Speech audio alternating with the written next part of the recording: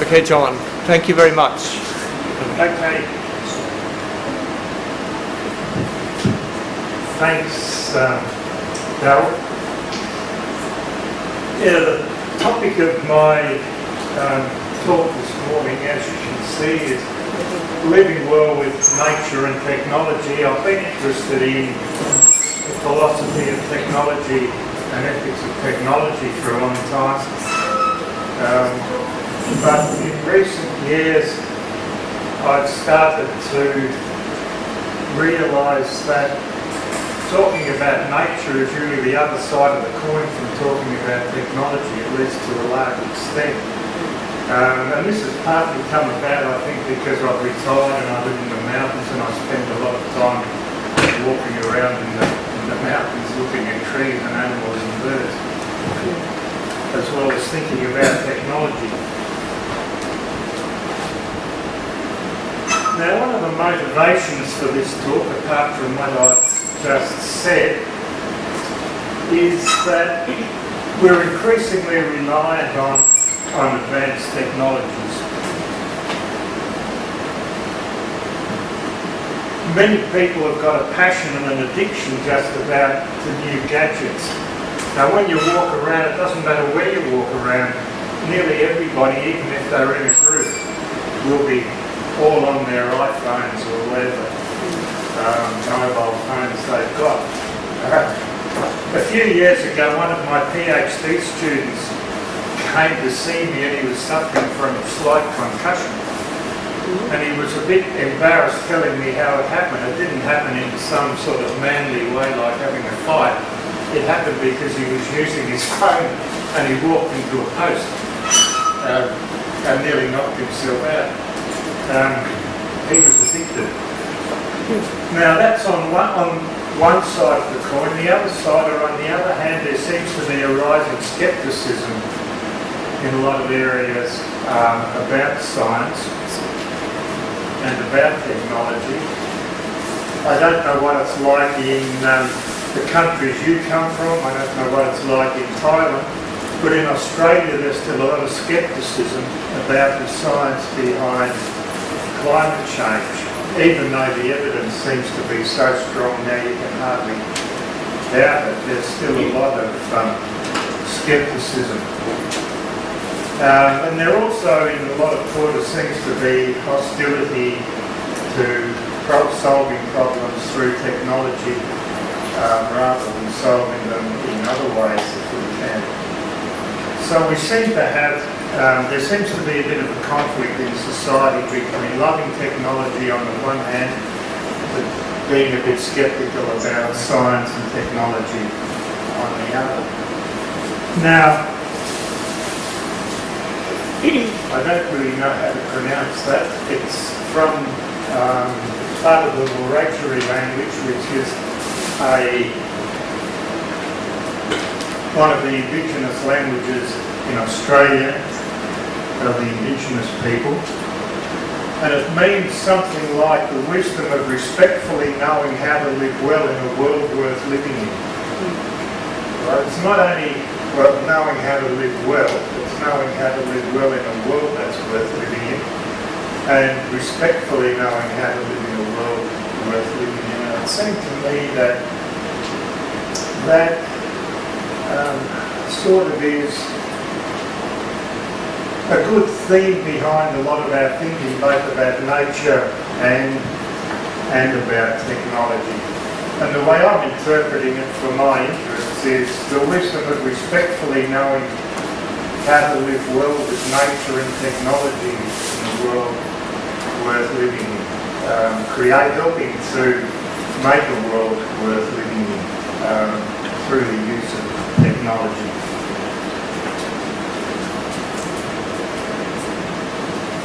Now, nature, when I'm talking about nature here, I'm meaning the sorts of things when you're out in the country that you'll see if you're looking out of your car window or out of your house window. You see trees and you see grass and you see animals and birds and whatnot. I'll say more about that in a little while, but seems that nature, in that sense, is important in a couple of ways. One is it fulfills, it seems to anyway, psychological needs. We like being away from cities and people and cars and things, at least sometimes. It gives us peace and gives us a chance to sort of regenerate. But it also, nature gives us physical needs, or satisfies our physical needs: food, shelter, clothing and so on. I mean, perhaps one day nanotechnology will be able to do that, but at this stage we still get most of our food out of the ground, our shelter and so on. Okay. Now, living well. How do we live well in a way that will have a world worth living in? Now, there seem to be, I'm assuming that having a world where there's a lot of nature is a good thing. So one way is not to interfere with nature, or not to interfere with nature too much, and I'll talk about that more. And another way is to take care how we interfere with nature, or how we change nature. There are a lot of people who will say we shouldn't interfere with nature, and that's sort of partly the background to some of the arguments against GMOs. There are others that say, well, you know, if we want to have a prosperous society, we have to develop pretty well everything that we can. Now, just a couple of comments on Indigenous Australians and nature, and I'm certainly not an expert on this, but from what I've been able to find out, there were a lot of different groups, so they didn't all have identical beliefs, but it does seem that their beliefs were fairly uniform on some of these basic things across the country. And they lived there possibly up to 60,000 years, so it was sort of one of the oldest, if not the oldest, culture in the world. Well, there are groups in Africa, but certainly the Australians are one of the oldest. They believe that they share the life essence, whatever that is, with everything natural. We are not, as humans, completely separate. Their social world included the natural world, and their natural world was humanised. So they didn't see lizards and kangaroos and koalas and so on as completely separate things to be exploited for the sake of humans, although obviously they ate them. But they were all included in their in their social world. And the whole land was sacred, and that's still a topic that's discussed in Australia a lot, about land rights, which areas of land the European settlers shouldn't touch, and so on, because the land was, and to a lot of them still is, sacred. Now, here I'm talking about things I know pretty well nothing about. I mean, I know that Western views of nature are based strongly on Christianity. I'll say a bit more about that. But according to this character, Barnhart, there's no strict equivalent to either the word nature or the philosophical problems of nature as such in Asian context. Now, I don't know whether that's true or not. That's why I put, is this true? And that's something we can talk about later. Because I'd be interested to find out how what I say with respect to Western views of nature fits into other views. Okay. Now, the Christian view, now it seems to me there are two basic views that are in Western thinking on this, both from the Old Testament. One is God said, let us make man in our image, let them have dominion over basically everything. So this is the view that humans are the boss. Humans have got dominion over all the rest of the world, over creation, or all the rest of nature. Now there's also another strand which is more a stewardship one. The Lord God took man and put him in the Garden of Eden to tend it and to keep it. And then a bit later in Leviticus it says, the land is mine and you are but aliens, my tenants, you hold throughout this country that you hold as a possession, you must provide for the redemption of the land. That's more a stewardship one. Well, it is stewardship. You look after it. This one has more the view you can do anything you like to it. And I think in some countries this view has been dominant. But anyway, I'm not a theologian, so I'm not going to get into the theology behind it. Okay, now I'll get back to this. What's the difference? Now you might say, well, if you don't know what the difference is, why are you giving us a talk? That's a beaver, by the way. And that it's a beaver is relevant, which I'll get back to shortly, or in a little while. Anyway, just think, what's the difference between a beaver and me? Or a beaver and you, if you like. Okay. A bit more about what is nature, and as I have emphasised, I think I'm speaking from a Western point of view because it's the only one that I really know. And I think anyway, even if you aren't so keen on it, it gives you something to react against and might help you stimulate your own thinking on this. Now there seem to be in Western thought two common strands. One is that humans are not part of nature, and that sort of fits in with the Old Testament view. Humans are not part of nature. The world is where there are no humans. The living world, it's the living world where there are no humans. Part of the world not affected by human agency. Now, if I say that I'm going, I spent the weekend out in nature, I don't mean that I spent the weekend wandering around the streets of Bangkok or Melbourne or somewhere. I usually mean that I was out in the mountains, I was out in some area where there are hardly any people, that's largely unaffected by people. That's one common view of nature, right? It's what's out there apart from us that hasn't been affected much by us. Now the other view is that humans are part of nature. We're just part of the natural world, the same as every other living creature. We evolved perhaps to a higher level, hopefully to a higher level. It's not always obvious, but we're just part of the natural world. Now we can't really have it both ways, and what I want to argue is that we in fact use nature in different senses.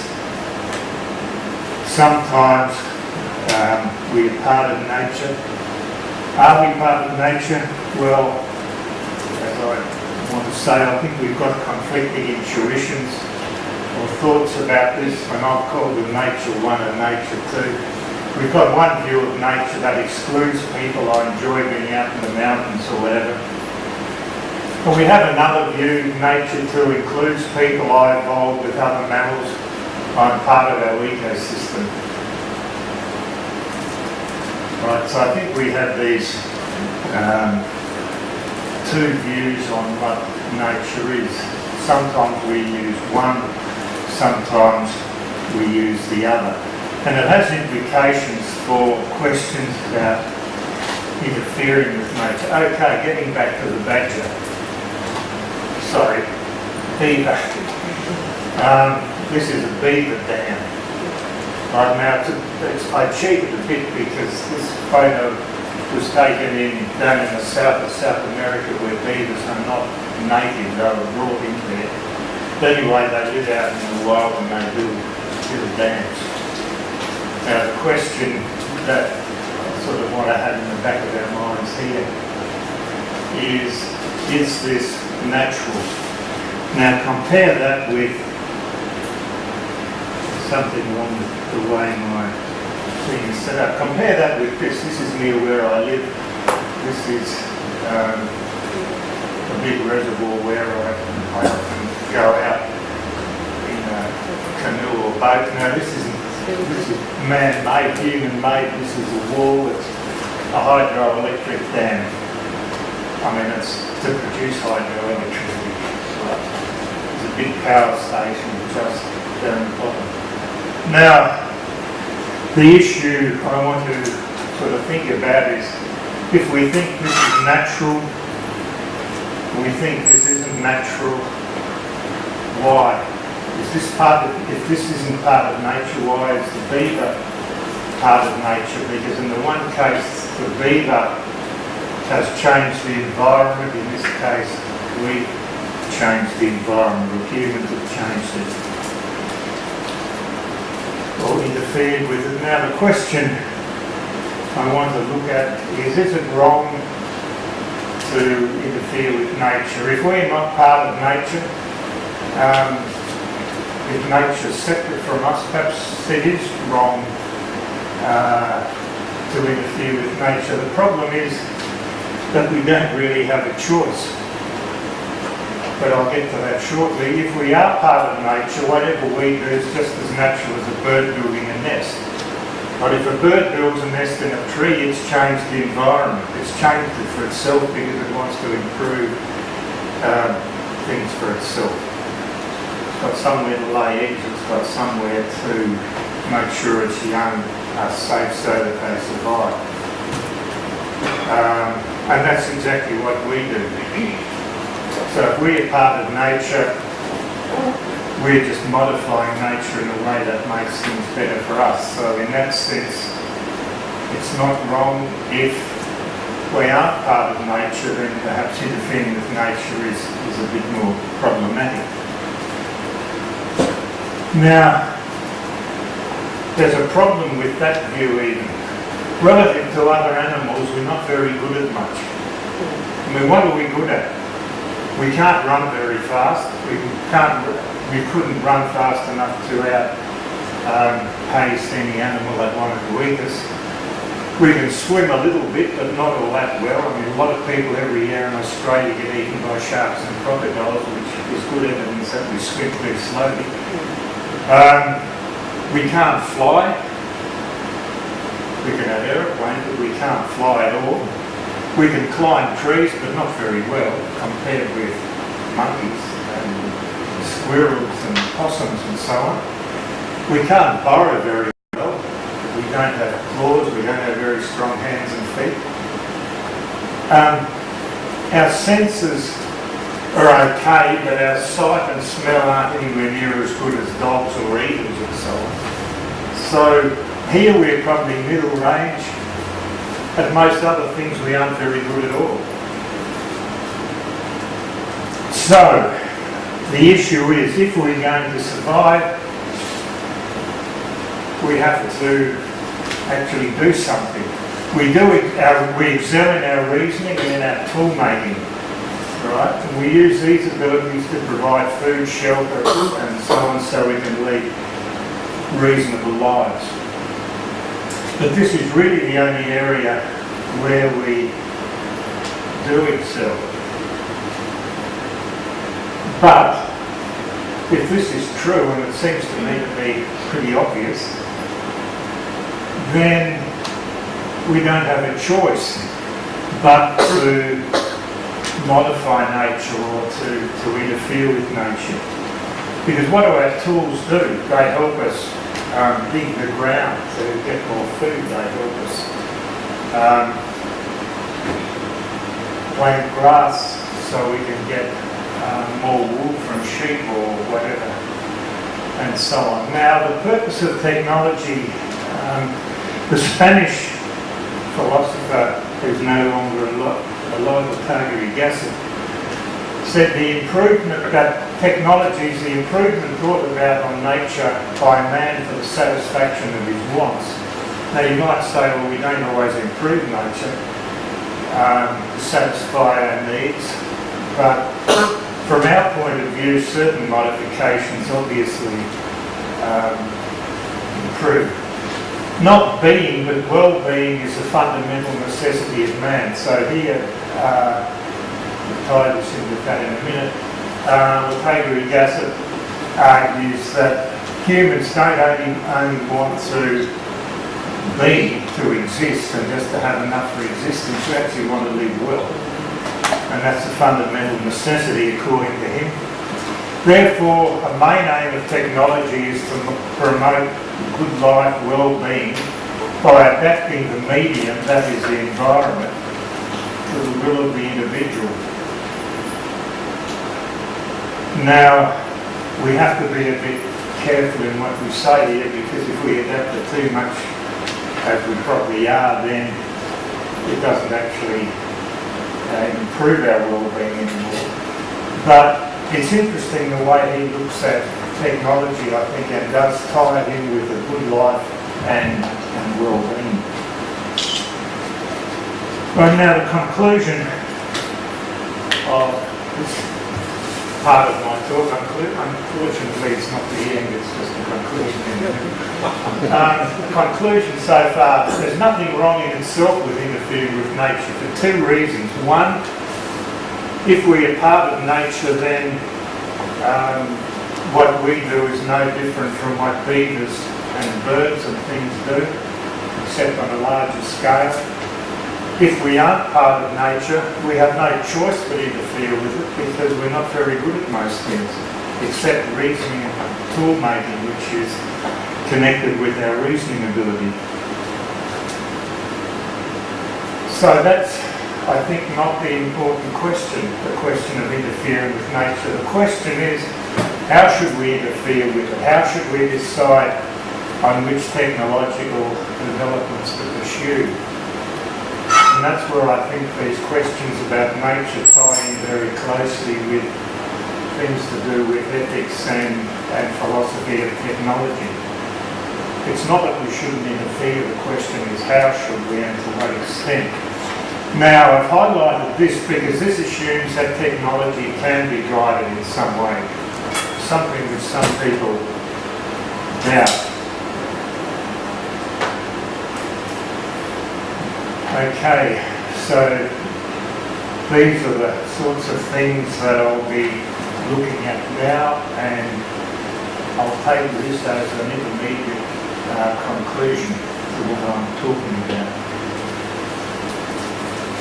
Okay, now one of the things that we're up against if we are interested in ethics of technology as things like this. Now this was in a paper at home just a couple of days ago, talking about artificial intelligence. Artificial intelligence and machine learning will create computers so sophisticated and godlike that humans will need to implant neural laces in their brains to keep up this character. Now he doesn't say this might happen, this is just a statement of fact from his point of view. He's not saying, should we actually create these computers because of the unknown effects on humans, but we're going to, so we're going to have to enhance ourselves in certain ways to keep up. Another statement, AI, this is in the same article, AI is forecast to grow to US $70 billion by 2020, which isn't far away. And another character who's CEO of Amazon. It's really early, but I think we're on the edge of a golden era.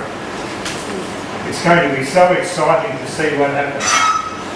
Right now, these are common statements from people working in technology and in science, there's no, particularly in sort of the technological side of science, I guess, the question or the attitude is, this is going to happen, it's all going to be good, we should all be really happy that all this is happening. Right, so if you are interested in the ethics of technology, these statements tend to be a bit of a worry, because what it suggests is that we can't do anything about it anyway. This is all going to happen, so we're all wasting our time if we try and stop it or slow it down. Anyway, I want to say that can we guide technology, or is it all inevitable? Technological determinism is a view, well, there's a couple of different ways of looking at it, but the way I'm looking at it here is that it just happens. There's nothing much we can do about it. Once the process is set in motion, things just develop. There's not much we can do about it. So the question is, well, an assumption is that we can't actually guide it. Can technological development be guided, or does it follow an inevitable path? Certainly some people would say that it does. Now, in a sense, it does, but the path is determined by our values. This is one area where values comes in. Now, the predominant values, it seems to me, at least in a Western society like Australia and the US and Europe, and probably more and more in some of the developing economies, the predominant values seem to be efficiency and productivity. Everything that's developed is developed so that things become more efficient and more productive. Right? So that drives all of the developments in a certain direction. I mean, when did we hear, when was the last time we heard about some technological development that said, well, where people say, well, this is going to be a bit less efficient, but it's going to be more fun to use. I mean, it's not the sort of thing we do. We say, well, things have to always be more efficient, things all have to be, or increase, things have to increase productivity. Now, I'm not saying these things are wrong. Obviously, they can and do help to improve our life in various ways. What I'm questioning is whether they should be the only values that drive technological development. Therefore, if we change our values, we can change the path of technology. So this isn't a matter of, or what I'm suggesting is that we don't just put blocks on all sorts of technological or scientific development. What we have to look at rather is the values that lie behind the way that technology develops. One interesting example, if you think that, you know, we can't actually do anything and that it's all deterministic, no Australian Aboriginal groups developed bows and arrows. They had boomerangs, they had spears, and a few other things, and holders for spear throwers, so that the spears could go further and faster. But they never took on bows and arrows. Now you might say, well, that just shows they weren't very developed. But the ones in the north had close contact with the Indigenous people in Papua New Guinea, because from the point of Australia there are islands all the way up, and I think that the last island, it's only, I mean, you can see Papua New Guinea, it's only a few kilometres away. They had, in Papua New Guinea, they had bows and arrows. But the Australian Aborigines just didn't want them. You know, they had that technology available, but they said, no, we can get by very well with what we've got now. Exactly why that's the case, I don't know. We'll probably never know because it all happened or didn't happen so long ago. So that's just one example where certain things, where a group of people seem to have values which were not always overridden by efficiency and productivity. Now, the question is, can we, or should we guide the direction of technology? Even if we can, and I think we can in the sense that we can change, that if values change, technology can be guided. One is, should technological development be guided? Should scientific research be guided? And these are a bit different, but they are closely related, because if scientific research leads to some, or provides the knowledge for some technological development to happen, that technology will almost certainly be developed. It's just the way things seem to work, and if it's developed, it will almost certainly be used. So we can't really draw a sharp distinction, I think, between scientific research and technological development. That needs a lot more argument, but for the moment, believe me. A couple of well-known statements on scientific research, one by Vannevar Bush. I don't think there's any relation to George Bush. No. He said that this was just after the Second World War, I think, when the US was setting up its, the National Science Foundation. He said scientific progress results from the free play of free intellects, working on subjects of their own choice in the manner dictated by their curiosity for exploration of the unknown. Freedom of inquiry must be preserved under any plan for government support of science. So in effect what he's arguing is, okay, we want government support for science, we don't want the government to tell us how the funding should be used. If science is to progress, you have to have the free play of free intellects. Another person saying a similar sort of thing was Michael Polanyi. He was a chemist, I think, and then he did a lot of work in philosophy of science up until the early 60s or 50s, I'm not sure, probably 50s. Any attempt at guiding scientific research towards a purpose other than its own is an attempt to deflect it from the advancement of science.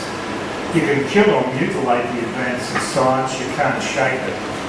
So both of these are saying that scientific research should not be guided or controlled in any way.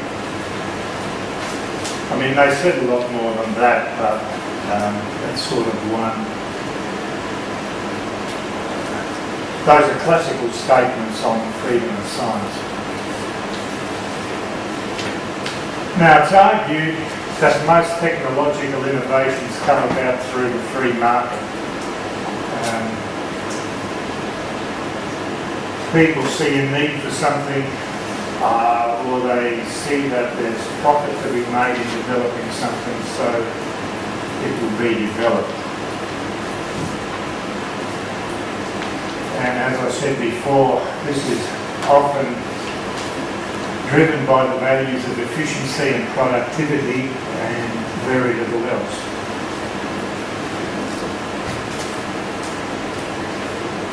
Now, guiding science and technology.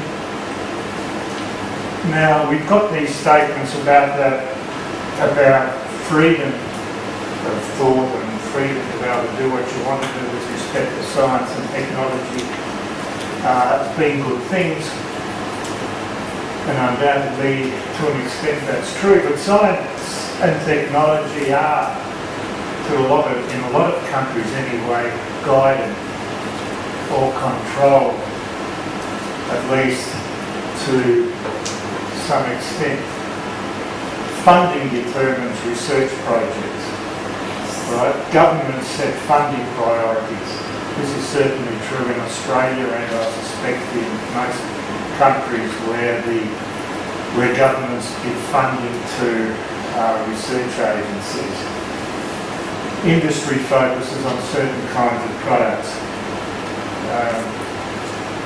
One of the common ones that the Australian government's one of its priorities always is things that are going to help the Australian economy. And I would imagine that in European countries and in the US, they also have priorities that they think will develop the economies of their own countries. And I'd be surprised if the same weren't true in Thailand and China and India and all these other countries as well, where governments do supply funding. So to that extent, science is guided. Right? Scientists are going to do research in areas that they can get money for. They're not going to do research in areas where they can't get money. Industry focuses on certain kinds of products. And that is mainly products that will make profits for them. And that's fair enough, because that's what industry is for, by and large. It's in a free market economy. Controls are put on some technologies. So if we're talking about guiding science and technology, there are some limitations in funding, how projects are funded, both by government and industry, and we do put controls on certain sorts of technologies, both on their development and their use.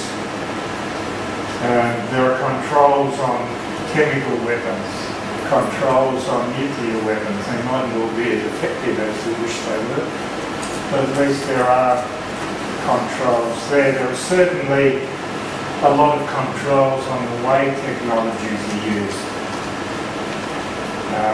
Well, I mean, all you've got to do is hop in your car and you know you can't, there are a whole lot of things you're not allowed to do, or at least you shouldn't do.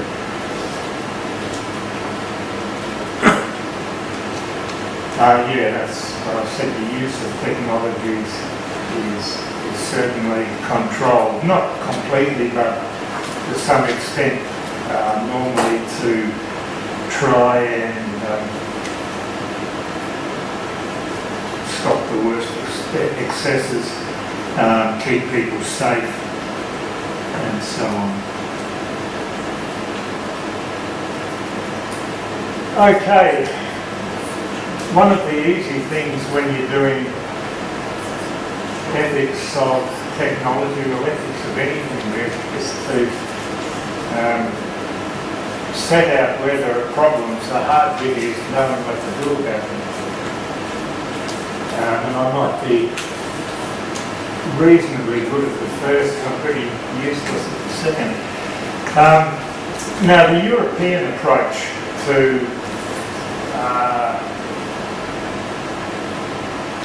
looking at how we should go about scientific and technological development, research and development is called, they've got this big area called Responsible Research and Innovation, RRI. And I was lucky enough to be involved in a project, a 3-year project on this that now has just finished.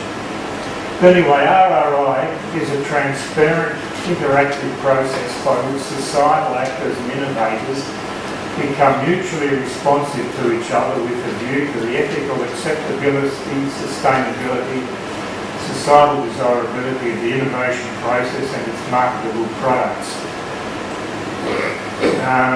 This is a structured and organised way of trying to maximise the benefits of technology and minimise the risks of for science and technology, and minimise the risks of science and technology.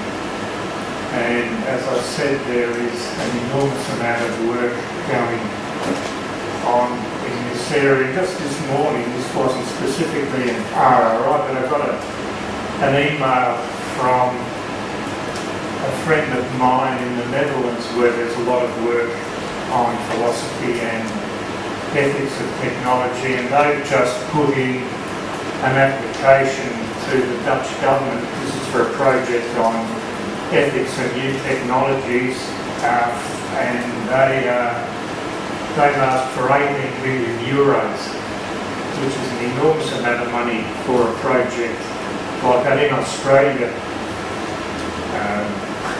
18 million euros would probably be more than the total Australian government, I think we said. And the Netherlands isn't a big country, it's only got like 15, 16 million people. So there is an awful lot of work going on in Europe in this area. So this is just a bit of an aside, but if we're looking at these ethical issues, we need to have some ethical background on which to base our claims. Now, I'm not going to go into this, but the standard ones, particularly in, I guess, the English-speaking world, the most important one is probably some sort of consequentialism or utilitarianism, where we just look at consequences and the best consequences, the project or the developers with the best consequences are the ones we should do. There's also talk about rights, which is a more deontological view, often based on Immanuel Kant. The one that I want to fall back on as a basic ethical theory is ethics of care, which I think I mentioned yesterday as well. I'm not going to go into this because that's another big topic. But actions on the ethics of care, actions are morally wrong and contrary to moral obligation if and only if they reflect or exhibit or express an absence or lack of fully developed empathetic concern or caring about others on the part of the agent. And it seems to me that one of the core things in any view of ethics should be this empathetic concern, which of course leads to care. Caring particularly for others. The ethics of care, as I mentioned I think yesterday too, it certainly grew out of feminist ethics, but its takeoff point really is, if it weren't for care, none of us would be here. Right? We had to be cared for when we were helpless babies. We had to be cared for quite a few years before we could do anything much for ourselves. Anyway, the argument is that you can expand that then to make a much broader ethics, and that's just really the ethical basis for what I'm on about here. Now, some considerations, going away from the ethics of care, some considerations to think about when we're looking at the ethics of science and technologies. Risk assessment. How do we assess the risks and the benefits? How are we going to distribute the risks and assessments and so on? Now,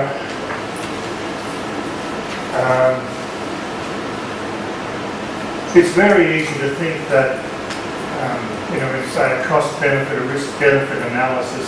It's just a fairly easy way of, attributing numbers to risk and numbers to benefits, and then seeing which have got the highest numbers, so that helps you act. It's much more complicated than that. It's often hard to really assess the risk or the benefits. Technology assessment, which I mentioned yesterday, looking at the technology and assessing it as it's developing. This is big in Germany. We need to look at unintended consequences.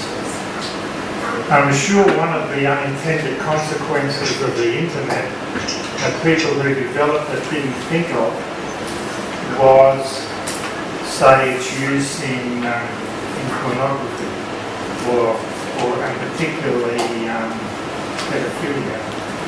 But I'm sure that the people who developed it had good intentions for making the world better and didn't think of some of these nasty things that would happen. Precautionary Principle, which I mentioned yesterday, but a statement of it here is where an activity raises threats of harm to the environment or human health, precautionary measures should be taken even if some cause and effect relationships are not fully established scientifically. The precautionary principle, as far as I can see, and from talking with people in various places, is sort of considered common sense in Europe and anathema in the US, because it's seen there as holding back progress. And I'm not at this stage going to defend it or attack it, but just mention it as one of the things that does need to be thought about.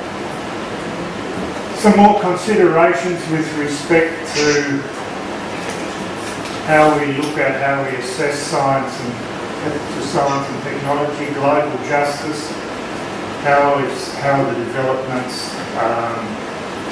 distributed, how are the pains or risks distributed. That's across the globe. Future generations, to what extent do we take future generations into account? We can make a mess of the world now to make our lives better, but our children and grandchildren then will have to bear the brunt of our actions. And global warming, or climate change is a good example of that, although it might be too late to make any dramatic changes. But we can certainly use coal and make a mess of the environment, and certainly in my lifetime the world's still going to be moderately okay. I don't know what will happen to my grandchildren though if we do that. Right? So there's a future generations thing that does come into play. Research priorities, I've mentioned we need to think about which projects deserve the most funding, which are the most important, and so on. And not just think of efficiency and productivity. Another argument which interests me is this one that we need to think about. I've just called it the if we don't, someone else will argument. And this argument's used a lot to justify doing something that perhaps we think shouldn't really be done. And this I got, anyway, this is a fairly recent statement.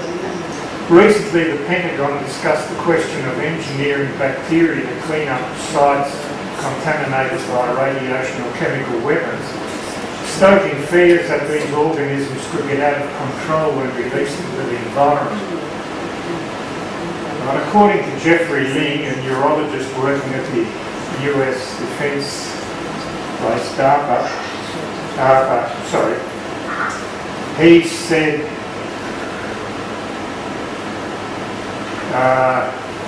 that the US needs to jump into controversial science quickly, because if the United States doesn't, somebody else will. So okay, we've got this research, and I'm not picking on the US here, the Australians have been saying similar things, particularly with respect to mining uranium for nuclear weapons and mining coal and so on. They say, well, you know, it would be better if nobody did it, because it's not really very good. But if we don't, somebody else will, and we just miss out on the profits. So we might as well do it. Now, this seems to me to be a very good argument for doing something that you think you probably shouldn't really be doing. But that's one of the things to another consideration, I think, that needs to be in our minds here. Our conclusion, going back to this Indigenous Australian, in the wisdom of respectfully knowing how to live well in a world worth living in. Do we want our technology to help us live well at the moment, to create a world that down the track isn't worth living in? So we should be looking at developing technologies that promote well-being by caring for people and caring for the natural environment. And ways of doing this depend on, well, we have to take into account some of those considerations I talked about before with respect to funding priorities for research, regulation, the RRI thing from Europe, the Precautionary Principle, and so on.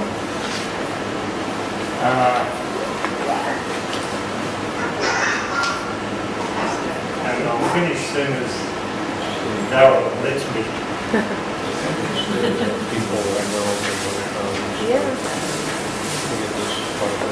Anyway, I guess I can basically finish anyway. My final statement was that really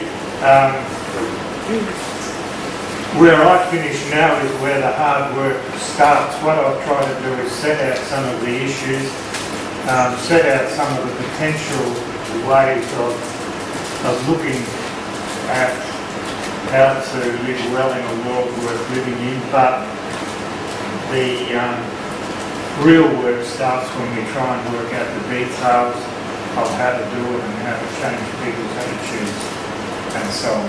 Okay, thanks.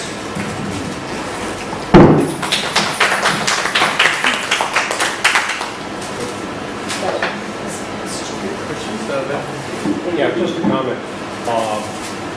I think the word you were looking for is not control, it's limitation. That there are limitations that are put.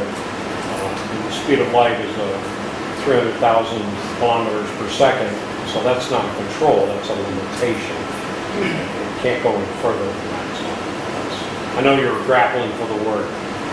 Yeah, well, yeah, I'm not suggesting we should do the logically or empirically impossible, but yeah, certainly limitation fits in with pretty well everything I wanted to argue, I think.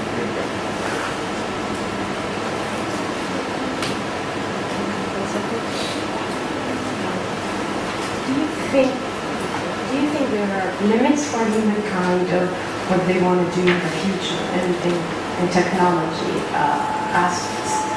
Are they going to stop? Are they going to say we had enough inventions, we had enough technology, that's it, maybe we should stop? Yeah, look, I don't know. The older I get, the more I don't know. I suspect not, unless there's some sort of catastrophe in which we have to go back to just basic survival and making sure we have enough food and so on, but then probably we'll just start again. But at the moment, I doubt it. One of the ways of, or Getting back to the human enhancement thing that we looked at, and also that came up in one of the slides here. I mean, one of the arguments is, okay, given our current limitations as humans, perhaps we will reach our limit in what we can do, but then if we can enhance ourselves, I mean, as a species in various ways, then perhaps there isn't a limit. I suspect we'll just keep going until we destroy ourselves. So there are self-destructive sciences, let's say. We keep seeing on TV movies that crazy scientists, he invent something, he destroy the world, he want to control the world. This always scares me as a person. Are there such people? Or do you think really scientific research should not be controlled?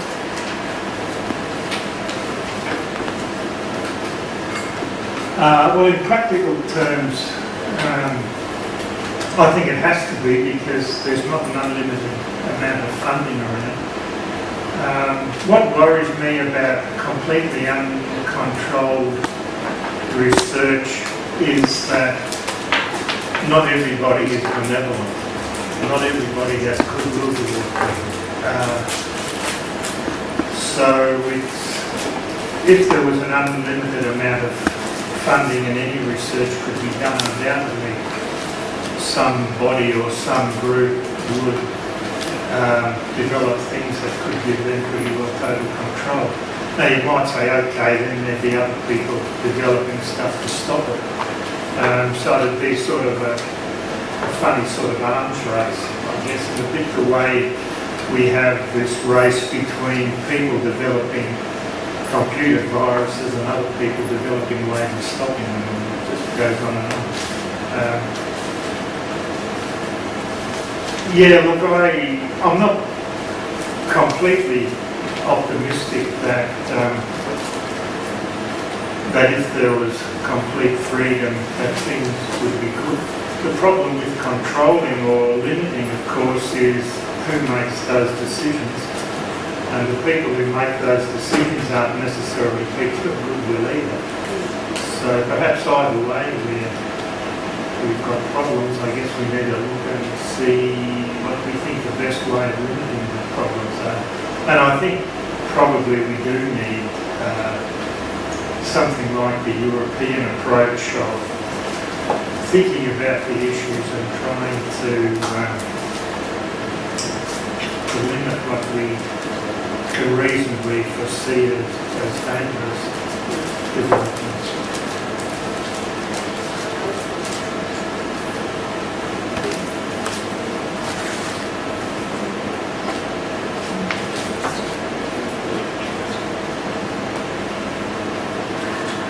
Thank you. In the morning you gave up so much of knowledge, When it's philosophy, the sky's the limit, so there's no boundary in philosophical thinking. The more we know, the more we get lost with understanding. The important points that I found over here, like when you put up the issue of the human existence as a being, ourselves, and we live on well-being, and then when it is a well-being, the morality comes into as a superior agency, moral agency as human being. Now the question is, there are two of the thirsts you made on in the well-being sense. One is the psychological thirst, that is more environment and agriculture. Environment and the nature. And the second one is the physical thirst, that is the shelter, food and whatever. So with this kind of two thirst, visible thirst inside being myself as a human being, and then followed by my connectedness to the nature as a human. So that means that two agencies important. One is environment, nature, another is the human. So we must have an interdependency to each other, of course, and we should be empathetic to each other. But the environment and nature is being, of course, in the world, on the earth, but they don't have the thought, cognitive part. So the cognitive part is with the human. So that human should have the empathy thinking rather than the nature will think on this. So whatever the technology and science advancement we make, now the question comes that where is the limit? I think to my sense the limit should be there, like whereas a human being I should be empathetic to the technical progression or science progression which doesn't harm the environment as well as human. Now the question is who will guide that? The worst part of the technology and science, I think that when technology start guiding us as human. So because of technology, the science doesn't have the empathy part. This is like a natural environment, it doesn't have cognitive.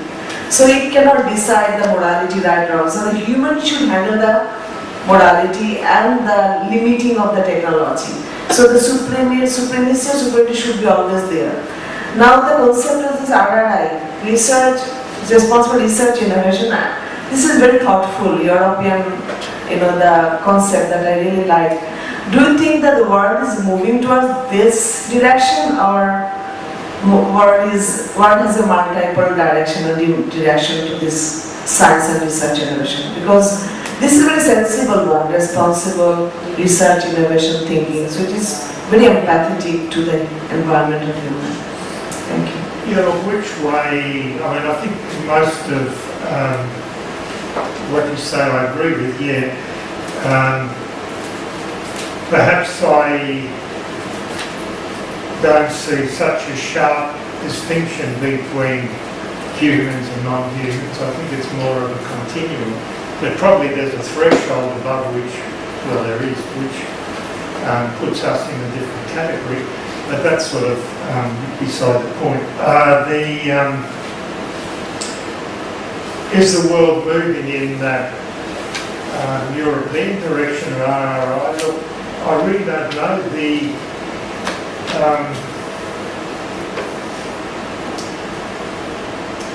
To some extent, the Western world is divided, only loosely, but to some extent is divided between English speakers and non-English speakers. Between the Anglo-American world on the one hand and the continental European world on the other. The English-speaking part of the Western world tends to be much more pragmatic, much more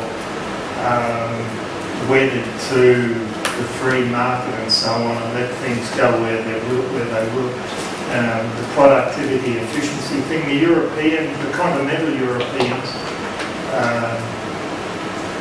certainly try to see things in context a lot more. Now, I think perhaps one reason, and I'm not an expert on this, but in Europe, if you talk to the European scientist or a European philosopher and so on, they'll know a lot more about their specific, they'll seem to anyway, know a lot more outside their narrow area of expertise than we English speakers do. If we are philosophers, we know a lot about philosophy and not much about anything else. Scientists in Australia and probably the US and England know a lot about their particular science, but they won't know much about the humanities. This is an overgeneralisation, but I think it's basically right.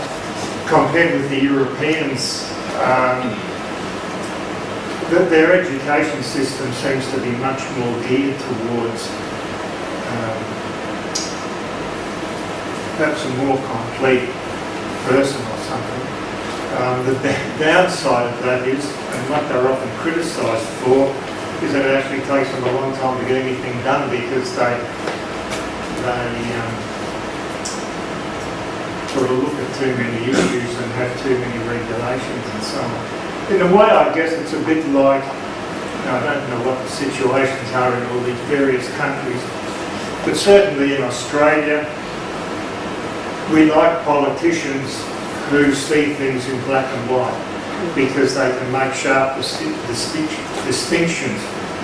But usually people who see things in just black and white are pretty dumb, right? And that's why they see things in black and white. They can't consider things, and that's my argument for why we don't get a lot of intelligent politicians at home.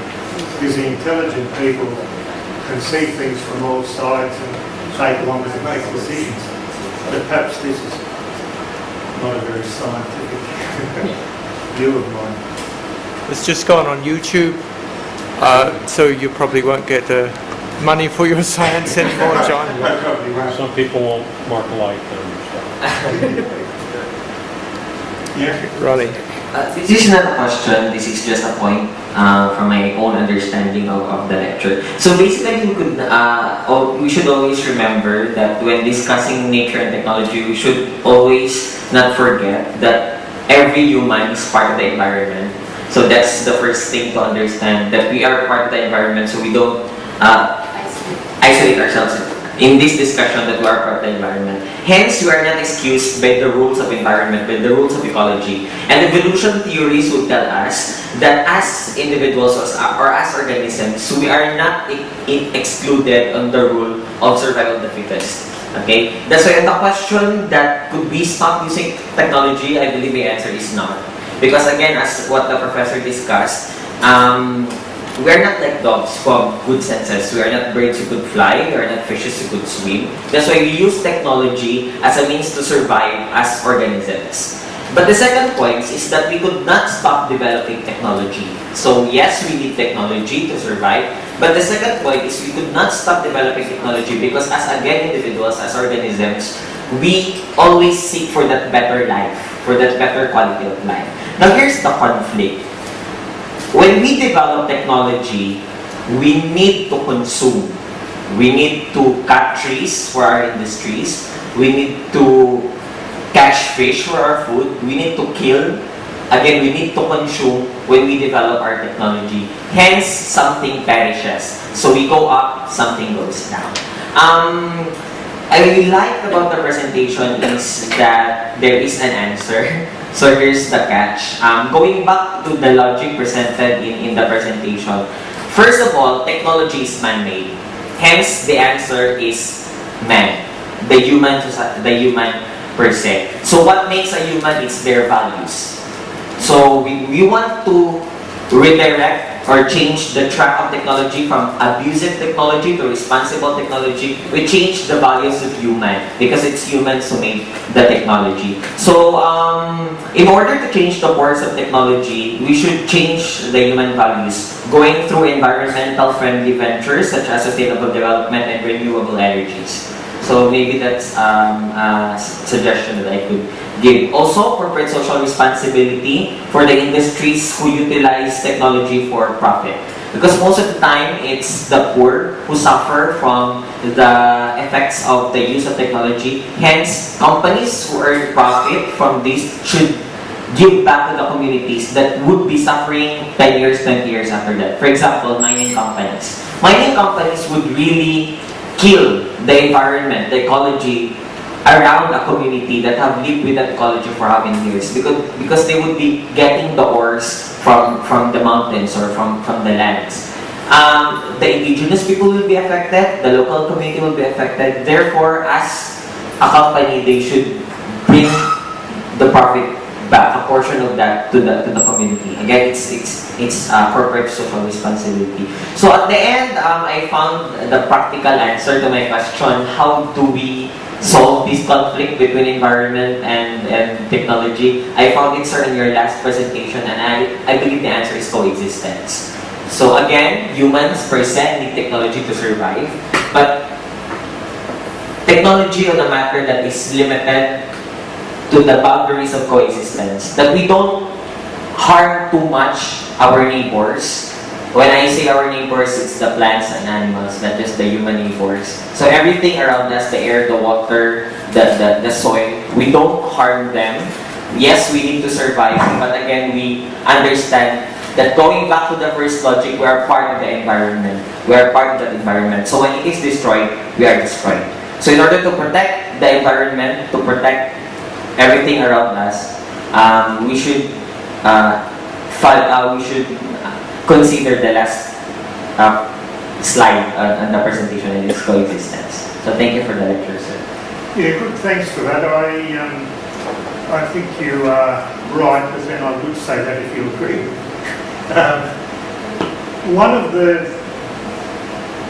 You might think that why did I labour the point initially about interfering with nature and then saying, well, there's no, there's nothing wrong with interfering with nature now, because you might think that's obvious. In a sense it is obvious, but a lot of people do say it, and it really comes back to something that was on one of the slides yesterday, I think yours, about who plays God. And in discussions of scientific and technological development, the issue of playing God often comes up. You say we shouldn't do this because it's playing God. Humans have got no right to interfere with genes or enhancing people or something. Now this is a common argument. In a secular version of that is we shouldn't interfere with nature, because the playing God argument only convinces people who believe in a certain kind of God anyway. You can make it more general by saying, well, we shouldn't interfere with nature, where nature sort of plays the role of God. So it is an argument which comes up a lot. But I think it's one, perhaps, which gives us reason to think about what we're doing. But it's not a matter of it's not a matter of not interfering with nature. It's a matter of how we do it so that we can coexist with all the other creatures and things that are around here. Professor, I have a very specific point around this, because if it is the man, and environment, so we have an empathetic interconnection, interdependency, fine. Now the question is, there's another insight, because the man, human being in the world, so who govern the world? From the poverty dimension, if we look into the science of the economics particularly, there is a very specific mention about that the 1/5 of the people who are rich, meant to be rich people in the world, they consume the 2/3 of the wealth of the world. And the rest of the wealth is distributed to the rest of the fourth quintile of the people. So that means the richness and the capability, the decision ability with the rich people. And they govern the world. And they govern the science and technology too, because they give fund to a lot of researchers. And basically there's another mention that each day, because to add one luxury item of a rich person's family, they add on one thing, if it is an iPhone, new generation, or it may be hair dryer, or whatever, cosmetics. So the luxury item can take care of the 21 children of the developing country every day. So their luxury item is equivalent to that. So every day they are looking forward to the luxury and coming to the high tech. I have seen some of the movie, although these are imaginary at the moment, we don't know when it will be real, like I'm not going to done this or that. But one of the movie I found that one of the engineer, who is a very rich engineer in USA or Europe, so he bought a kind of a clone of him in another planet, and then that was insured. So the movie was like that, there's an insurance claim. So when there's a two piece of, one is in the earth, another is in another planet, so if there's something wrong, then she can insure the parts and organ from that clone. So if the humanity and science advances that level, because the rich people decide the science, technology, and that's not always, in favor of the full humanity or totality of the people, because they have the more kind of a decision ability. So another question, who will avert the risk? If you really want to avert the risk of the science and technology in the world, then the thinking of averting the risk is not in the total people group. It is basically under the hand of the few of the rich people group. So there is a very strong ethical and moral philosophical question around this. Yeah, look, that's true. And as I said before, I'm much better at raising problems than solving problems.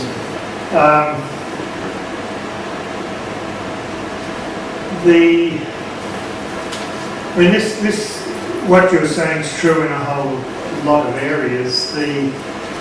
The one where perhaps it's most obvious is the one I pointed out with respect to health research funding for medical research, where the vast bulk of research funding is spent on diseases of wealthy people or well-off people in the developed world.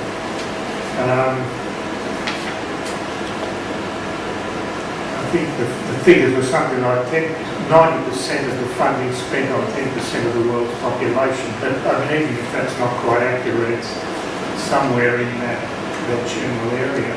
And the reason for that is that the people, that 10%, are the ones who can actually pay. And this has resulted in a lot of issues too with intellectual property, with people, governments in certain countries trying to make generic drugs and so on and selling them cheap to their people, and then being sued by the companies that developed them in the first place. Now, the companies that developed them in the first place obviously put a lot of money into it and need to get their money back. That's fair enough. But certainly something needs to be done to, in a whole lot of areas, to even this out so that all the funding doesn't go to things of any benefit the rich. There's a philosopher, he was in the US, I think he's a German philosopher, I think he's in Germany now, Thomas Prof, who has done a lot of work on trying to develop a system with respect to medical research, so that all governments around the world would put in a certain amount of money, depending on how much they could afford. That money then would be used to pay companies to develop these drugs, and that's how they'd get their profit. But then they'd be able to distribute them all over the world, so that they weren't dependent on, the few rich people in the world who actually pay for it. Now, I can't remember what this fund is called, but surname's Pogge, P-O-G-G-E. If you look him up on the internet, you'd be able to see the sort of thing that he's proposing, and perhaps something like that should be thought about with respect to agricultural research, nanotech, and all these others as well. I want to just, before Faria, I want to look at the Skype comments on the computer, John. Yeah. Andrews said, would any of our colleagues on Skype like to read the comments to us? Or comment? Andrew first? Okay. Start from the beginning, I suppose. Basically what I said was the preemptive argument goes both ways. Race to the bottom or race to the top. Race to risk aversion and the risk of risk aversion. The guiding imperative of care in which direction is acceptable is a common sense issue, like we talked about yesterday with Len. I would argue that Darrow's ecocentric view, that the risk of the whole ecosystem is the common sense point where we can all negotiate from. Mistakes will be made, but that's where we learn our ethics, and it only becomes detrimental when we limit our future potential.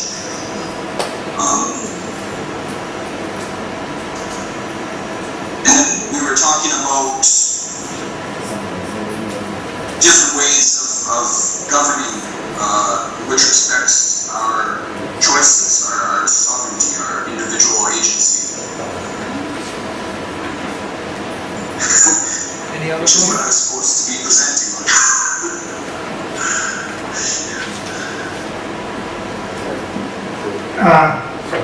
Go ahead. Yeah, thank you, Andrew. Go ahead, John. Yeah, look, I don't think anything in what you've said actually goes against anything that may well clarify what I was arguing. I usually, well, certainly in this case, I'm really trying to argue for well, what I'm trying to do is point out the need for a lot more investigation into a lot of these areas. Now, we have certainly in a lot of countries an almost unquestioning view that we just follow technological development, let it go where it is, where it wants to, and that will all be the better for it. Now, it seems to me that we need to think a lot more carefully about that as a society.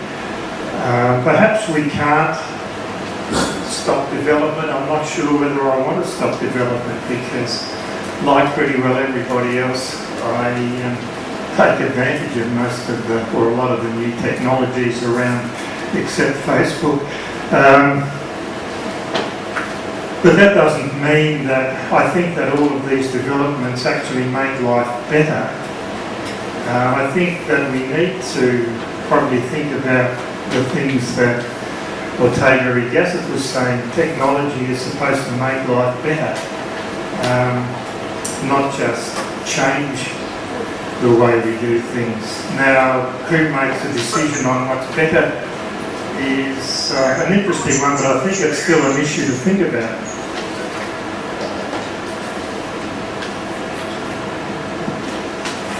Andrew, you were saying something?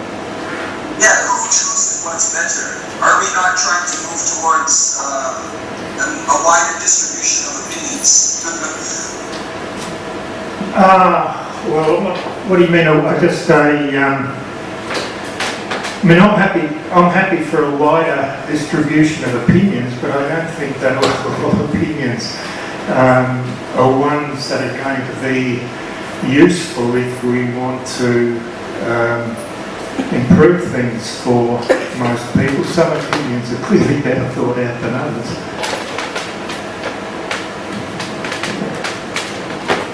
Okay, and Tarana said that would like to read the comment, Tarana?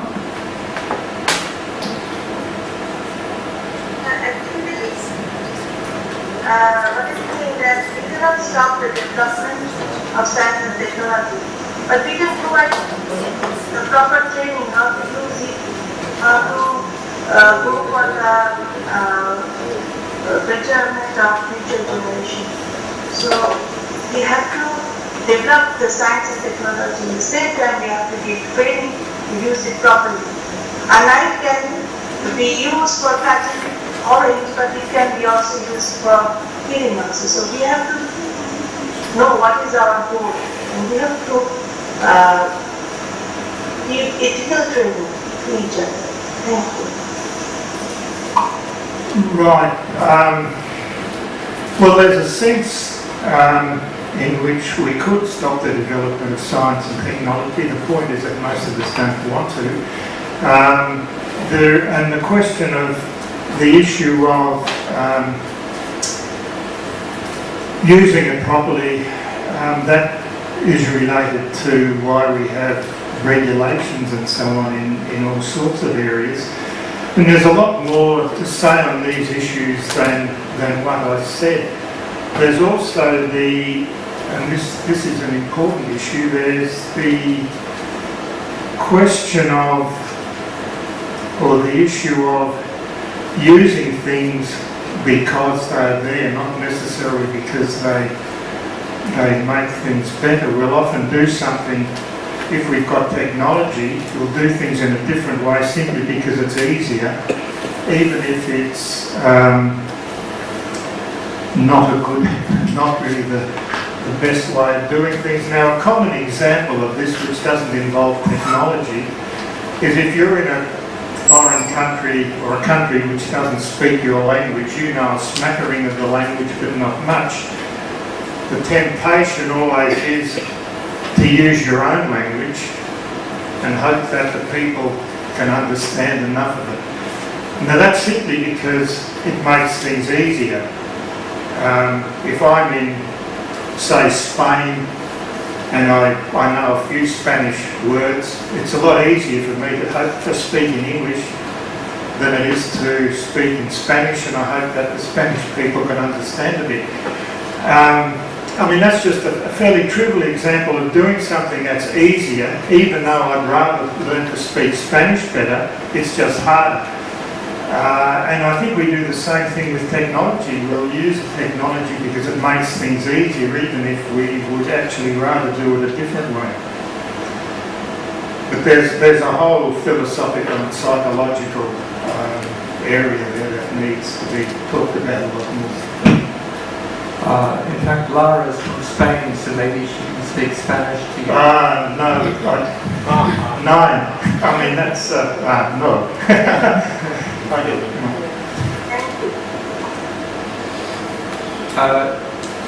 Saida, you also wrote some things. Would like to speak anything? And of course, Lara or Nathan too, if you want.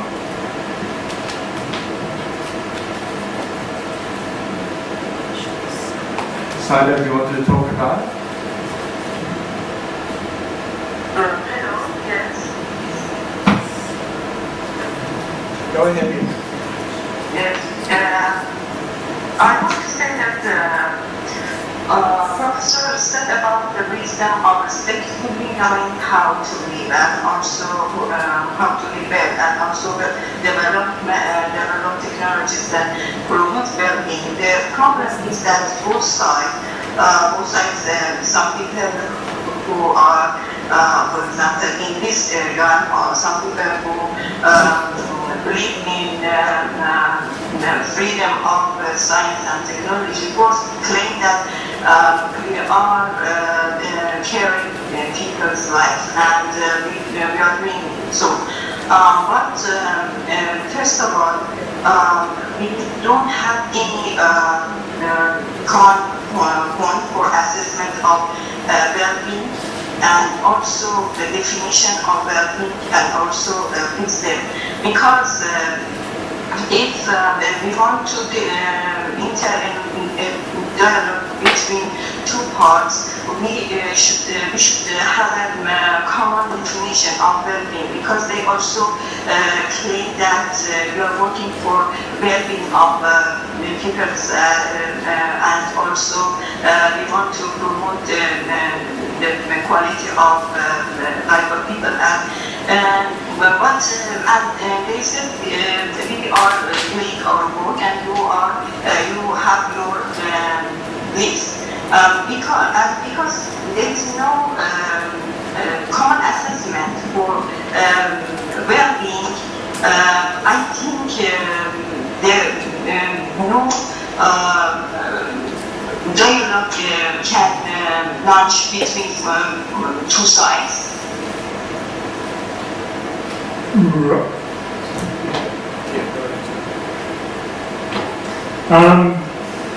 Now look, I'm not sure that I completely grasped all of your points, but with respect to, say, different views of well-being, now that's certainly true, and that's one reason why for the last quite a long time philosophers have been reluctant to talk about what constitutes a good life, because there's so many different conceptions of it. And things I like you mightn't like, and vice versa. But I think there are certain things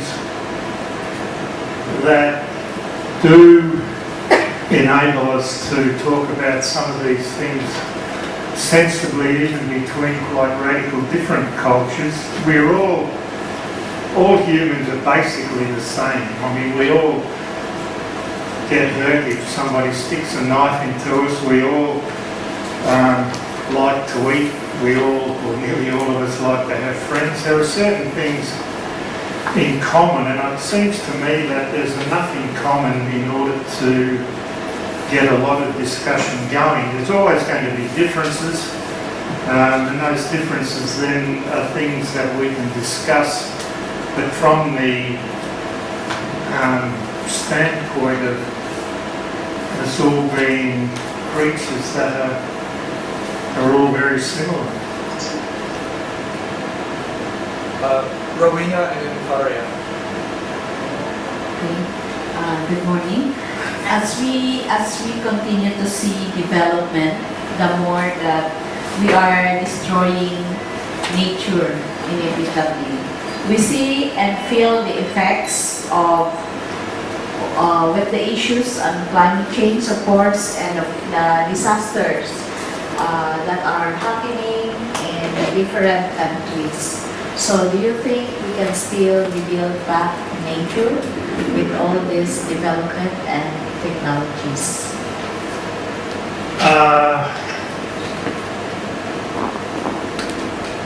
Well, I don't think that we can rebuild.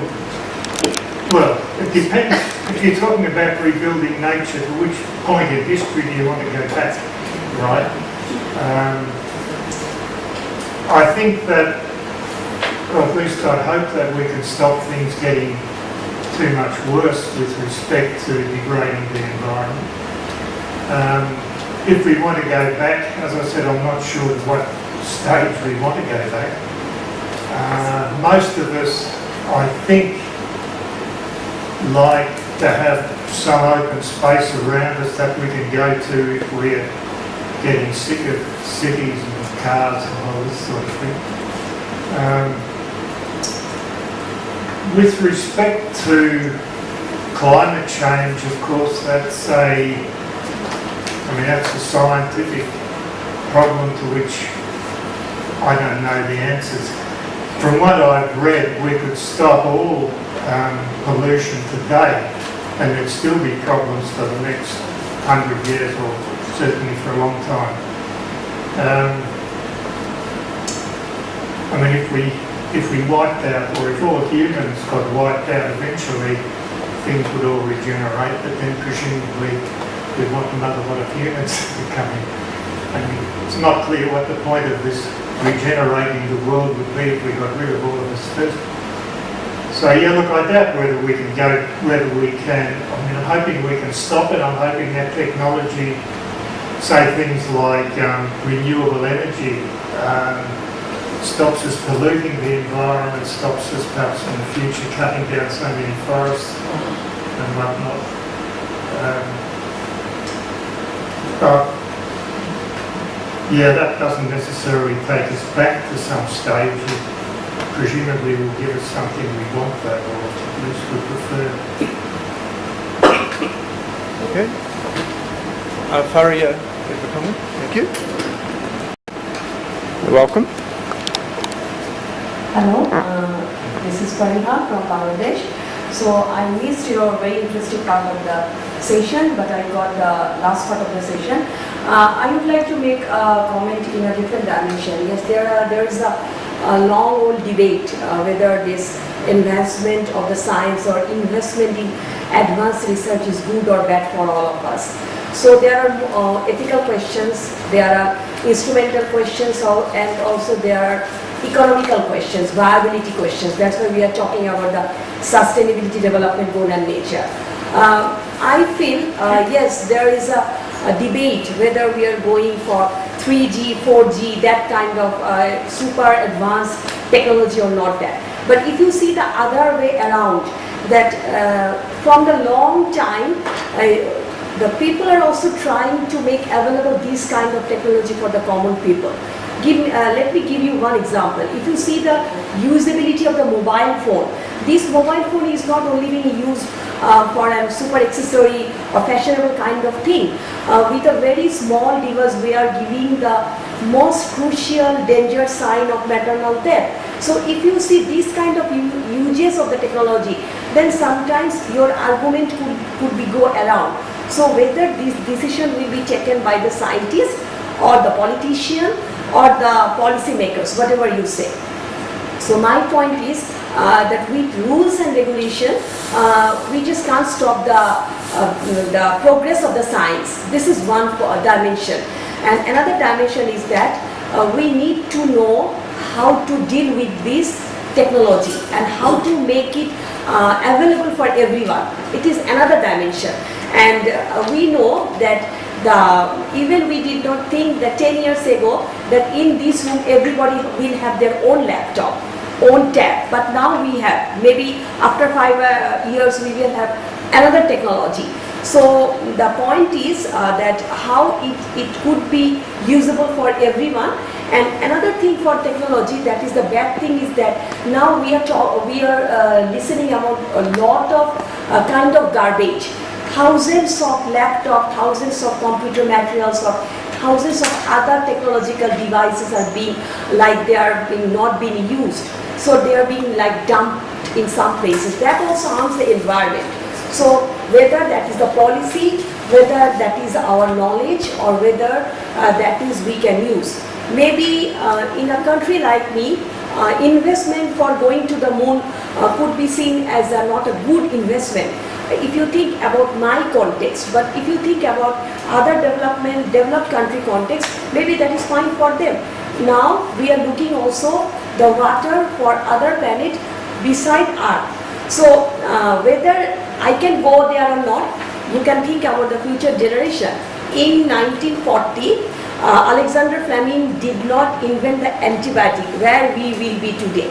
So if we think in that way, maybe the scientists think in one way, we common people think in that way. But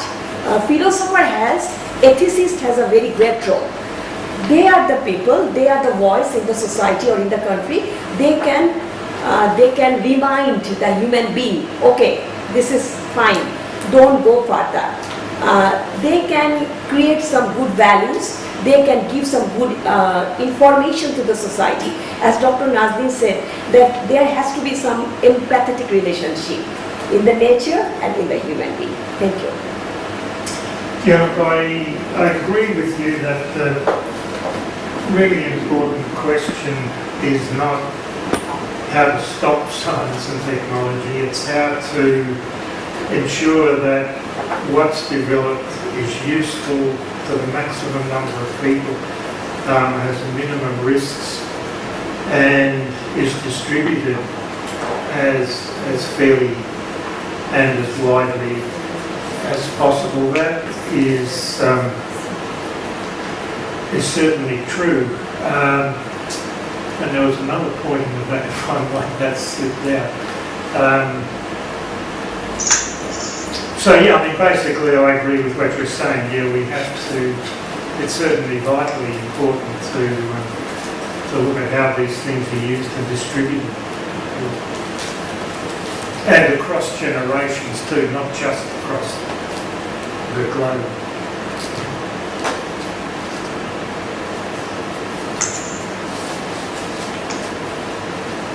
Okay, thank you very much. There were a few other comments on Skype, which I think we can see. Andrew says we don't need to unify every understanding or provide a definition of universal well-being, just ensure that there's an ecosystem on which there is room for different interpretations. And so we stopped at that. I presume you mean mutually assured abstraction, I think here. That's fair. Yeah, I mean, it's the same approach that, say, Gandhi took to if you just set the bar really low, like let's say we just stop ethics at non-violence, give space to everything else, and we can negotiate that over the future, but we need that one precedent, that one foundational step, like do no harm. If you can just cut it off from violence. Yeah, look, I think that do no harm is probably the most urgent, but I think that there are probably, well, if you spell that out, then I think you would get to a lot of other issues as well. I mean, harming isn't only, me punching Darryl, it's also, looking after my kids when they're little, which is probably, can be captured better in caring, I think, than not harming.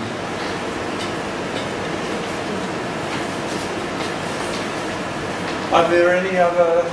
Right. Okay, so I'd like to thank you very much, John.